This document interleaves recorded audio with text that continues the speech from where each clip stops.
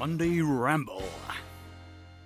Hi, everybody. Tom Bull from Sun Racing here, back with our latest Monday Ramble. I'm joined by Chad Yeomans of Betway to discuss the big news on the weekend, which of course included the Dali July Cup and the wonderful story that saw Oxted win for Roger Teal and Kieran Fallon Jr. A brilliant ride and a brilliant run from a very, very fast improving horse. Second, of course, was Skeptical, and third was Golden Horde, who went for favourite but couldn't quite do it for Clive Cox and Adam Kirby, who have won that race in the past. Chad, what was your take on the race? The winner's a real fast improver, isn't he? Absolutely, and to be honest, I'd written him off. I'd not given him half a chance. I thought he was a good horse, but I didn't think he was going to win in a Group 1 July Cup at this stage in his career. But he did everything right, didn't he? He travelled, he quickened, and he stayed, and he went away from them. And he was the best horse on the day. I thought the Golden Horde was slightly disappointing. He was never really going fluently, in my opinion. And as soon as he came off the bridle, I thought he's not going to win this. He was the best backed with us. He was the biggest one I backed. He's the one I supported and backed. And I just didn't see him as ever being at the races. And I don't know whether that means he's not as good as we thought he were. The 3-year-old sprinters of this year, the ones who finished the Commonwealth Cup, weren't great, or whether he was literally just not, this is just his level. Again, Hello Usain travelled really well, and I think if we get a soft ground sprint cup at Haydock, or a soft ground sprint final at Champs Day, I forget what the name is. He's done it before, hasn't he, in the sprint cup? Yeah, absolutely. I think he does need a bit. He travels so well. I just think to stay out the race, he needs to outstay horses in softer ground. I think he handles it more than they don't. I think that's the best way of saying it. Yeah, I agree with that. I've always been against Skeptical. I've always been sceptical of Skeptical, I think is the best way to phrase it. And to be honest, Bully, I was really impressed with him. He travelled, he was the last one off the bridle, travelled into the race. He had to come around the wide outside. And he kept hanging slightly. I think if he was a bit more straight and true, he'd have gone past them and he'd have given Oxted an even more of a race than he gave him. And I think if they drop back to 5 in the Nunthor and they go hell for leather and he just comes off a really quick pace, I think he's a cracking bet in that. I don't know if you think he's the one to take out of the race.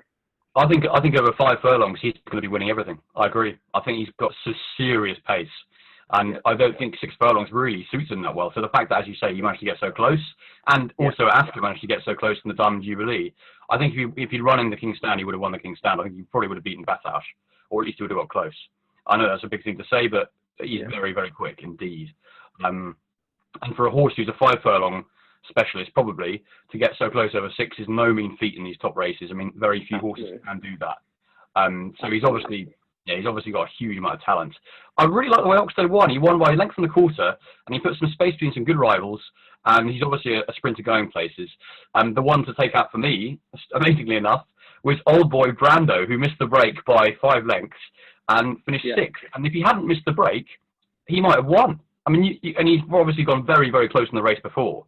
And you do think if he got back on, he must Kevin Rhymes, he's tearing his hair out, because if he had a good start, he may well have got very close. Obviously, it's difficult to say because you don't know how these things would have worked out. But I'd be interested in him next time out if he's still in the same form. I know it sounds a bit silly, but he's definitely not done with yet. No, I don't think so. And to be honest, I was on Sky Sports Racing this morning talking about the Nunthorpe as an anti-post. We've got Batash at 4 to 6. And Skeptical 7 to 1. So going on your point of 7 to 1. 7 to 1, yeah. I honestly think it's a cracking each way bet. We haven't priced up Brando because he hasn't ran over 5 furlongs for years and years. But I think if they did drop him in trip and they went really fast in the Nunthorpe, he might get taken off his feet early, but he'll be doing his best work late. And older horses generally have a decent enough record in the Nunthorpe. Like 2 7-year-olds have won it in the past 3 or 4 years. Yeah. So it does suit that horse who's a little bit more mature and a little bit more relaxed. We've seen Batash get beaten it twice. Yes, he was electric in it last year, but he has been beaten it twice, odds on, in the previous few years. So I just think if they did drop Brando into the Nunthorpe at York, he wouldn't be a million miles away. No, I mean, I think he in a soft ground Nunthorpe as well, he had a huge chance. And I think if the ground comes up soft, they do go over someone like the Sprint Cup or the Champions Sprint later in the season, then he's going to have a big chance in both those as well. But I think he possibly slightly these days wants it a bit softer, just so he doesn't have to go quite as fast. But I agree with you that he's definitely not done with yet. And that's the July Cup. Then you want to finish with anything else on that, or? No, just on the ground in that race. I think whilst it was officially good, I do think the amount of rain they had on Thursday and Friday did make it very tacky. Now, it was dry and it was sunny, and I just think it made it a bit gluey, a bit harder to get through, which is why I think some of the horses maybe didn't go as well as they should. Maybe Threat was probably one of them. I can't remember who the other one was in the race that I thought, let me have a quick look, that I thought would have gone better. Equilateral, I thought would have gone a little bit closer. Yeah, so I quite fancied him beforehand. Yeah, so I thought those are the two that could have, gone forward. I thought Cardem ran okay, but take out the front two for definite. Oxted and Skeptical, they were the best two on the day. Yeah. They were Absolutely. No, they certainly were.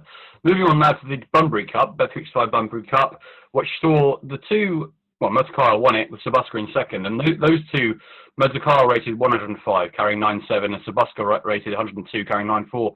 Those are two really big handicap performances, and from two really pretty good horses. I mean, they are going to be running in group races next. You'd have to think Sabuska might be kept a handicap company, depending on what the handicapper does. But Mozarkyle certainly won't be running in handicaps again, I wouldn't have thought. Do you think those two are streets ahead of the others? Yeah, I do. I almost do. I mean, I watched the race when I watched the race back the first time. Mozarkyle was travelling so well, and I thought, "God blimey, this is a really, really good horse, really good horse." And I was really impressed with him. I'd take nothing away. He's a group horse, fine. And then I watched the race back again, and I thought, Sabuska had to do it almost the hard way. Yeah. From the back, come round the outside. Probably lost 2 or 3 lengths in the fact that he had to swerve a little bit. And he kept on and kept going. So maybe he is as good as, if not as good as Mozarkyle. There was a couple in behind that I thought ran really well. Kaiser Soze for Richard Spencer. Didn't get the best of runs, and as you often don't in these big field handicaps.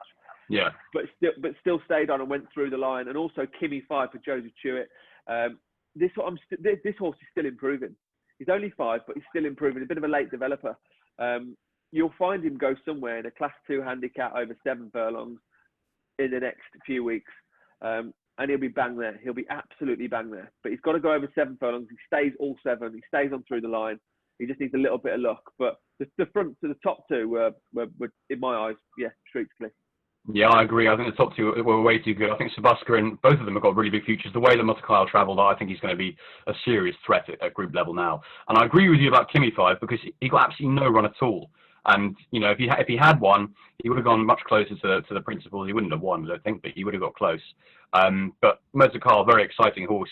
I think we should probably continue that by going on now to another brilliant Hamdan Al Maktoum horse who won the Summer Mile. What a performance that was! I mean, we see good milers. We've seen them plenty of good milers at Ascot in the past in this race, but none I can remember who have won it so impressively as Mahatha did. Do you think he's going to have a really big chance in the Sussex Stakes now? He must do. He absolutely must do. I mean, we don't know if Siskin's coming over. Again, I was talking on Sky Sports Racing about this race this morning as an anti-boat race. We've got Siskin at 5-4, Mahatha 100-30, Pinatubo 7-2. We don't think Pinatubo's going to go there, but if he comes out booking and kicking, there's a chance that they might go, do you know what? He was really good he was electric at Goodwood in the Vintage last year. The calendar's slightly different, so they might think give him a chance if he's fit, fresh and well. They might not. They might let him go. But even those front two, Siskin and Mahatha, will they bring Siskin over? Bully, you might know more than me. You might have any forethought. But Mahatha, to me, he's a Group 1 horse. He put daylight in between him and those behind, with ease. And if you think back to the way when he won the Greenham, he was fifth in the Queen Elizabeth, on Champs Day last year, behind King of Change. This horse is really, really smart. Didn't get a run in the Queen Anne, as we know, at Royal Ascot this year. But a lot of people said he would have gone, a lot closer. But he certainly got a run this time round. And he was just different class. He's definitely a Group 1 performer. And I can't wait to see him again, Bully. Yeah, I can't either. And I do think you're right. Even if Siskin does come over, Siskin can have to raise his game because he's not going to be another Guineas. He's not going to have a Vatican City to beat this time. He's got to be a really classy, proven miler. Something that obviously Siskin could well be up to the task. We don't know how good he is just yet because he is obviously extremely talented. And the Sussex Stakes is if he does come over, would suit his style, I think, because he's more of a sprinting miler, isn't he? A bit like Two Darn Hopsys, or was. Yeah. And the fact that he's got such a potent turn of foot late on that he 7 furlong horses, doesn't it? A Goodwood Mile. Exactly, yeah. And Siskin's probably so quick that he'd be fine back over 6 like he was last year. Yeah. It's got all the makings with all the other runners in the race as well as being a really, really hot Sussex Stakes this year if they all go. I thought San Donato in second ran a huge race on comeback at 14-1. Yeah. That was really nice performance. Very promising for the future. I mean, he's more than likely to come on for that as well, and he did all his best work late, so you'd expect him to progress significantly for that outing. And actually, the other thing I'd like to say about the race, that one horse that's really disappointed me, because I thought it was going to be a really top-class miler, is Scardu. And having watched that Summer Mile at Ascot, he is the kind of horse who I think would relish a drop to 7 or 6. He's got a lot of speed. He travels really, really well and just can't finish off. And I think Scardu, possibly in something like, it's difficult to say now, but maybe the foray might suit Scardu. I don't know, something like that over 7 possibly. I think he's a very fast 7, isn't it? Yeah, I think he's got a very big future, but possibly back over sprinting sort of trips.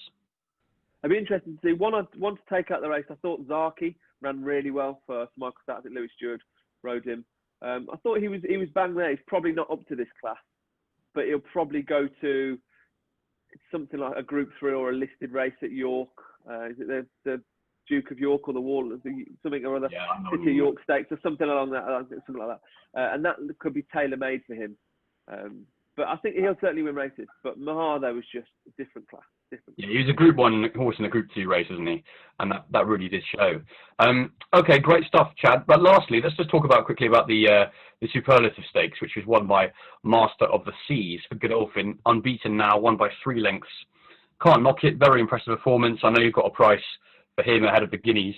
Seventh Kingdom was the one that caught my eye. He started really slowly, was outpaced for most of the journey, and actually came 3rd in the end, and did some really, really quite impressive late work. He sort of a bit green actually, so I think given another chance, he probably have finished 2nd. I don't think he would have got to the winner, who looks really, really, really good. We get to see, it's funny off air. We were talking about the contenders for next year's Guineas, weren't we? We were saying that there aren't really that many at the moment who have kind of taken the eye, are they? And Master of the Seas definitely was one of those. Yeah, he certainly was. After he won the Superlative, we put him in, installed him, introduced him.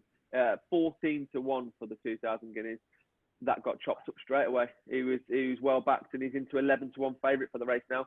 Battleground is the 2nd favourite, winner of the Chesham Stakes at Royal Ascot for Aidan O'Brien, and then we've got Tactical in behind him. Tactical's done nothing wrong, but Tactical to me looks a bit of a 2-year-old, and I don't know whether he's going to go on to be a Group 1 3-year-old. So there's always that question mark about how early these 2-year-olds that we've seen now. Would they have normally been 2-year-olds that are coming out in July and June? Are they going to be better 3-year-olds, or the ones that we've seen so far, are they generally the earlier ones? There's plenty of unraced 2-year-olds left to go from all stables. I know Aidan O'Brien's going to have plenty of unraced 2-year-olds that are going to take their chances in classic races next year, because he'll probably have a handful of them to Yeah, he will. And it's crazy, isn't it? I was saying to someone a couple of weeks ago that over the Derby weekend, the Derby, the Oaks, and the French Derby and Oaks, Aidan O'Brien had 12 runners over the Derbies over 3 days. Over the Classics over the 3 days. Now, most trainers would kill to have one in their career that has a live chance. And he has 12 to 15 a year that can run in a Classic. It's a complete joke. It's unbelievable. The firepower of the bloke is just immense. I mean, we always he trains them to win races as well, like Serpentine, for instance. That was a perfect example, wasn't it? I mean, it's brilliant to see that he, despite a lot of people say stuff about jockey tactics. Well, until that's proven, you can't say that he is. And to be honest, on the face of it, it doesn't look like he does use jockey tactics, because every horse runs on their own merit. Yeah, but that's about it. I think for this week's Monday Ramble, if you're happy with everything we discussed. I mean, obviously it was an informative weekend's racing. It wasn't possibly the best, classiest, as we've seen, with the few weeks before the Eclipse and the Derby and the Oaks. But it was always a good July Carp. It was great to see a good young sprinter improving like Oxted was, and a really, really classy miler in Mahatha. So plenty to look forward to. Absolutely. Just one more thing. Best luck to Barry Geraghty. He's hung up his riding boots. Nobody knows who's going to take over as JP's number 1. I'd really like it if it was Mark Walsh. I think everything he's done whilst being number 2 has been brilliant. When he's been deputised as number 1 in Barry Geraghty's injury-prone last couple of years, he's been fantastic. He seems to be an excellent horseman, good communicator as well. So I'd really love him to get the number 1 job. I think he deserves it. Yeah, I agree. I think he does too. I think he probably will. And likewise, I'd like to give Barry the best. He's been one of the great riders since I've been growing up. You know, he's so reliable on the big stage. And his Cheltenham this year was just an example of how brilliant he is, and you know, just how far his talents go. So best of luck to him. Chad, thank you very much indeed. Talk to you very soon. I'm sure probably later this week as we preview what is it this weekend? The John Smith Cup, I believe. It is. See you soon. Cheers.